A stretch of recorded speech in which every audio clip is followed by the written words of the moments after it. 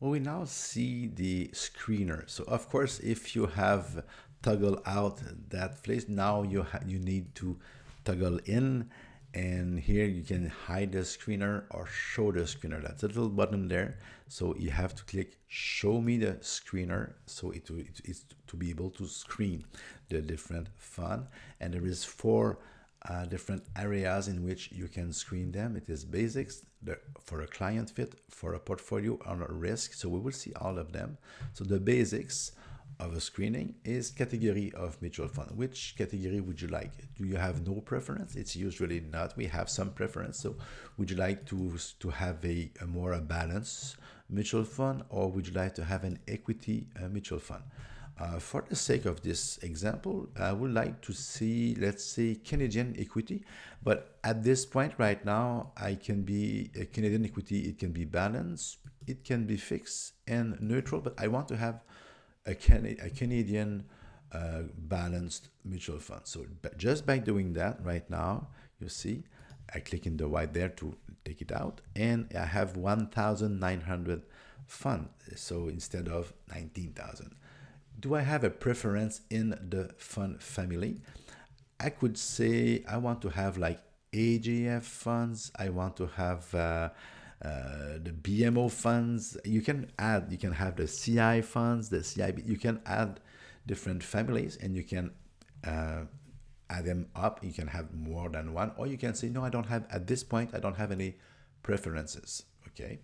Currency, of course, you can say I want US or Canadian, but because I have taken, for my example, I have taken a balanced Canadian, it will be obviously in Canadian. I say obviously, but it has changed. So, okay, now we have 1800. And this one is the more, you don't see it very much. Show oldest share class only. For me, it had been in Paltrack for years, and when we switched to Workstation, it was not there, and that was my saddest part. Show the oldest. Just look on your screen right now. So you have Canadian AGF Canadian Asset. You have Series D, F, T, V, and it's becoming a nightmare to look at mutual fund and have all.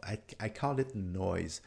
I can understand all those shares, but for me, when I want to analyze, when I want to look at the rate of returns, I want to see the real deal, and then after I will decide if I want to have it in D or T or V, depending of the customer. But at one point, I just want to look at the manager and the rate of return of the purest or the oldest. So if I click, look at the bottom, we have 1800 funds, right? Look at that.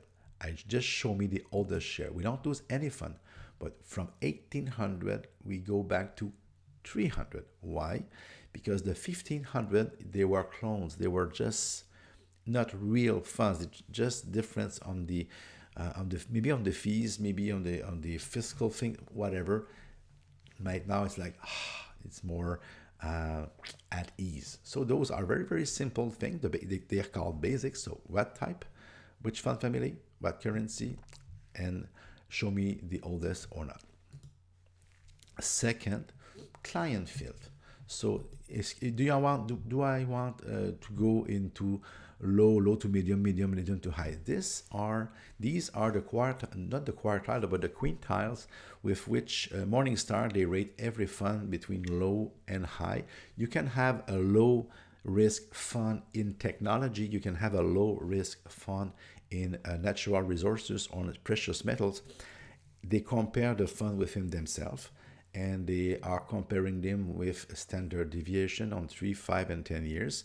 And if the standard deviation, let's say it's 15% in that class, but your fund have 12, it is low to medium risk. You can have a high risk bond or fixed income fund because it can be at 5.5 of standard deviation, and the norm is 3. So I like that, yes and no. So the risk level, it is a quintile. It is calculated by Morningstar within the classes of the fund. You can say yes or no. I have no preference. You can select the share. That will be important for you though, because you want to sell mutual fund. If you are on a commission base, you want to sell them. Do it yourself, it's not no for you, and fee based, if you're not, it's no, and institutional, it is no. So in your case, usually if you're a financial planner or a sales representative, it will be commission based. So now we are back to 171, and then you can see the MER. I don't want anything over this, or I want it will not be higher than, it should be lower than, and it can be, let's say I want it to have to be lower than 2%. I would be very surprised. There is a lot of, okay, so all those balance funds are less than 2%. Not bad. Okay, and then are they targeted to high net worth? If I don't want, I say no. I don't want mutual funds that are not for high net worth, so I say no. We are down to 59. Do they have fixed distribution? Is that important for me, that they pay every month a distribution? It can be yes, it can be no. So I would say no, I don't want a fixed distribution. I'm back to 58. Okay, so these were for the client fit. Now for the portfolio of the fund, do I want it to have a Morningstar overall rating? Of course, we all know it is not predictive. Morningstar rating are just there to give you a guidance, and it is based on the last 3, 5, or 10 years. It's risk return adjusted. But what I like to do is to put at least like a 1-star or a 2-star ratings. What it does is it creams a little bit, and it just gives me the 3 years and more mutual fund that are rated. So when they are quoted and they have a rating, it means that they have at least 3 years, and they have some results. And here you have the matrix. Do I want to have a, let's say, in this case, a balanced portfolio? Do I want to have them that their equity is more value? If I do that, I lose all of them. Do I want to have it more central? Yeah. So you see, if I do this, it will tell me that, because you can classify the mutual fund based on their equity and their fixed income, and there is a filter here, and I can say I want to have a mutual fund that has more large companies, large stocks with, in this case, which will not be or value or growth. It will be just in the middle of the road. Or I can say, not important for me right now. At this point, it cannot be very, very important. And you even have the sustainability index that we'll cover later on. But you can even have that now, and you can say, I want to have a mutual fund that has at least 3 globes on the scale, and or no, or not at all. So, and at the end, after that, you have here the Sharpe ratio, and you can put the number in which you want to have a Sharpe. It will not be lower than, but it can be higher than anything you want. And of course, the more accurate, the more you put thing difficult, the less you will have a mutual fund. But it's very interesting. You can play with that. It's very quick. It's very rapid. It's longer to talk to you about it than to do it. Have fun with it. And once it's done, you can save it like this, and you can save it like, let's see here, no, not Workstation, because it was a balance fund. So we will say balance. I will put that in caps. It's easier to see. Balance. And it will be balance to Canadian. That's it. You say OK. And now you can go back. I am back to 19,000 mutual fund. I can even hide the screener. And where is that? So now I have the screener is hidden, but it is saved. So that brings me to this. So if you look at on your left here, you can see that you have your research user files, and when you look on research searches, you click on that, and then you can see that I have my balance Canadian here, and if I click on it, it will give me the results.